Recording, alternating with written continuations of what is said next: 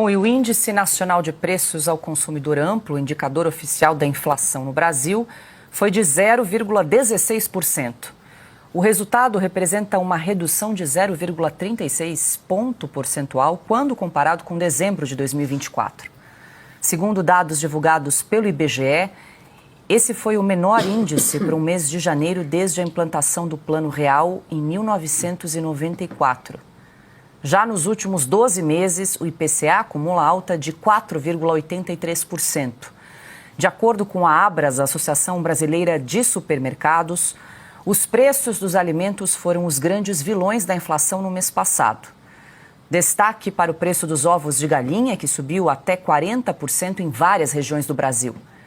Em nota, a Abras salientou que o aumento expressivo no preço do produto está sendo repassado pelos fornecedores ao varejo. Também em janeiro, o preço da picanha registrou 4% de aumento e a abobrinha, que teve o pior aumento entre os alimentos, 43%. Ainda conforme os dados divulgados pelo IBGE, 5 dos 9 grupos pesquisados para a composição do IPCA tiveram alta nos preços em janeiro.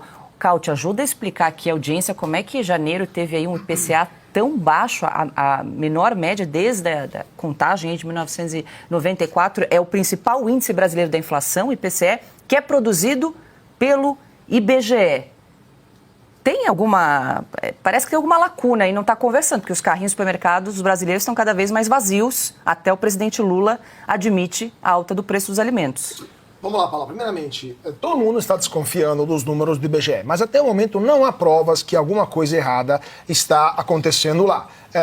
Há sentores, há próprios problemas internos do IBGE, os próprios funcionários estão criticando duramente o Márcio Postman, mas até o momento não há provas de que algo errado está acontecendo por lá.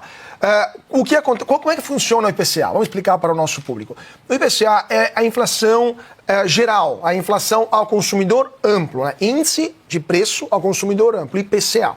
E o IPCA inclui uma série de cálculos, uma série de fatores, uma série de grupo de consumo, que são alimentação e bebidas, transporte, saúde, despesas pessoais, educação, etc, até habitação. Habitação é o quê? Por exemplo, energia elétrica. E nesse mês em que a inflação foi a mais baixa da história, e mesmo assim foi mais alta do que o mercado esperava, o que foi que puxou para baixo essa inflação? A habitação. Por quê? Porque choveu muito. E tivemos uma bandeira tarifária mais baixa do que se esperava.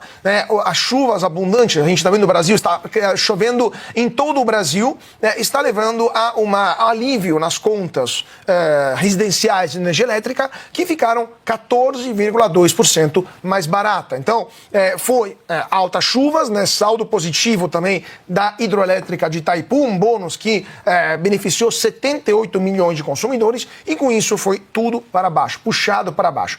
Mas se a gente pegar somente a inflação nos alimentos, essa subiu 0,96%, transportes 1,3%, ou seja, gasolina e supermercado estão continuando a ficar mais caros. E só para terminar, mesmo se essa inflação puxada para baixo pela bondade de São Pedro e não pela eficiência do governo, está dando um alívio para os bolsos dos brasileiros, pelo menos em casa, isso é só um momento, porque o mercado espera que nos próximos meses vai explodir a inflação por causa do excesso de gasto público do governo, isso mais ou menos em junho a gente deve ver isso, e mesmo com essa inflação a 0,16% em janeiro, se a gente acumular em um ano, ou seja, nos últimos 12 meses, estourou a meta, estourou o teto previsto pelo Banco Central. Então, assim, foi um momento de alívio proporcionado pelas chuvas. A situação ainda é complicada. Teremos um aumento dos preços dos alimentos que vai continuar ao longo de todo 2025. Então, prepare o bolso, porque o carrinho vai ficar mais caro. E se continuar a situação lá fora de instabilidade no Oriente Médio, etc., o petróleo pode subir, e aí, meu amigo, a gasolina também vai ficar bem mais cara, e aí a inflação será muito mais salgada.